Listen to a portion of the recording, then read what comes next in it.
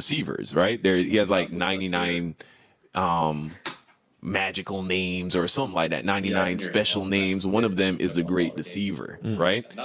It's because that is who Satan is. Satan is regarded as the greatest of deceivers, you know, and ironically, Muslims don't see that. They don't see that, right? A lot of them will say false, right? Like if they're in the chat or false, false. They say false. You know why they say false? One, they could be lying intentionally, knowing that they are lying, because again, it's permissible in Islam. Or two, it is because they haven't read the Quran. Because most Muslims are uneducated on the Quran. So this is a common argument that's used by Christian apologists, but it's completely nonsensical. Like, you don't even need to know the Bible or anything about Christianity to recognize that this is a ridiculous bad faith argument from Christians, because Allah is deceiving those who are deceivers themselves. Those who engage in deception and those who commit injustice are the ones that are going to be deceived because they're delusional in their rejection of Allah, rejection of God and Islam, and they want to create mischief in the earth. They want to trick the believers and deceive them, and they think that they can trick or deceive Allah, their creator. This is their mentality, but it's very just and very fitting that the tables are turned on them, and in fact, they're the ones who are deceived. So what is the problem with this? Like, what is the moral problem with this? If someone is immoral, and if someone is dishonest, and someone is committing all kinds of crimes, trying to create bloodshed and mischief in the land, then it's completely immoral. Even from an atheist perspective, or Christian perspective, or Jewish, Hindu perspective, that person deserves a taste of his own medicine, right?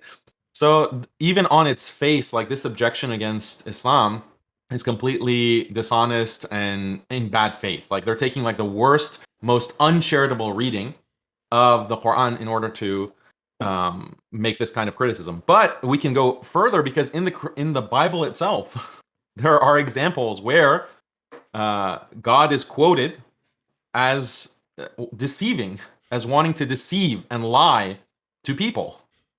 Like, this is explicit in not only the Old Testament, but also the New Testament. So some references for you in 1 Kings chapter 22, verse 20. It starts, "And the Lord said, who will entice Ahab into attacking Ramoth Gilead and going to his death there? One suggested this and another that. Finally, a spirit came forward, stood before the Lord, and said, I will entice him. By what means? The Lord asked.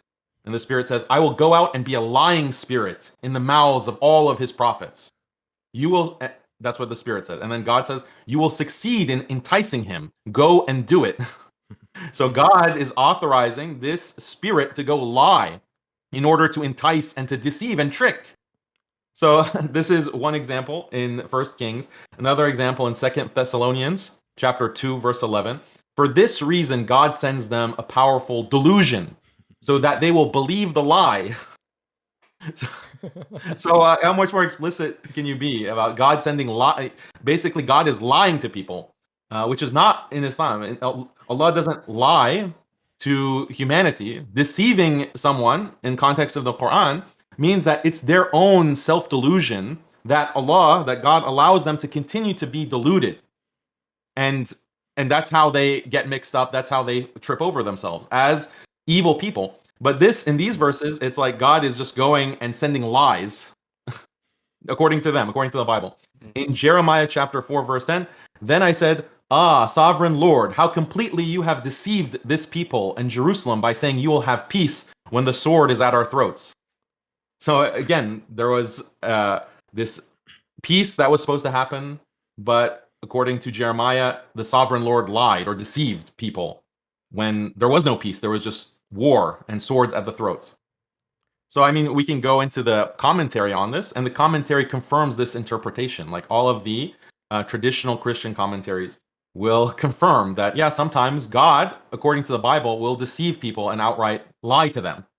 And yeah, they'll have like a certain kind of way to explain why that's okay. But at the end of the day, it's deception. It's deceiving people. It's lying to people. And it's explicit in the Bible. So how can you criticize Islam when Islam is not in the Quran, it's not even at that level. So in the 3rd chapter of the Quran, verse 54, وَمَكَرُوا وَمَكَرَ اللَّهُ. Makaru being past tense. They plotted. It's not, plan is not exactly right translation for that. Because it's like makr is a kind of deceptiveness, like conspiring. They conspired to do something wrong. And so this is why I was referring to. Allah is saying in this verse in the Quran that they plotted, they planned, they tried to deceive. And then Allah, okay, also plotted against them. Or not in, it's not like Allah is planning, because Allah is all-knowing. God is all-knowing. He's all-wise. He already knows about their plans. He already knows about their plots. But that's like the foolishness of someone who thinks that he can deceive and like work against God's plans. And Christians have this similar expression, like God works in mysterious ways, right? So God, what that means is that things happen. You think that things are going to happen in a certain way in life, and then something else happens that you didn't expect, and God works in mysterious ways. And that's the way that these disbelievers, or those who are trying to fight against Allah and His Messenger, sallallahu alaihi wasallam, those who are trying to deceive the believers, they think that they have the upper hand. They think that they're in control. And that's what gives them the confidence to scheme and connive and deceive and do this kind of makr. But in fact, it's Allah who's in control. Allah is the one who's all-powerful. Allah is the one who is going to turn their plots against them. And that's so purely justified. That's purely, we can see the superiority of that and the beautiful nature of that. That's how Allah operates. Yeah. And so this is not something that is foreign to Christianity. It's not foreign to Judaism. In fact, according to the Bible, their understanding of God goes much further than just retaliation or reciprocity between these two, like giving the deceivers and the criminals their just desserts. And how recently did he convert to Christianity? 2 months, as admitted by himself on the last stream. Man, so in 2 months he's like starting to go to war and he wants to like antagonize others. Yeah.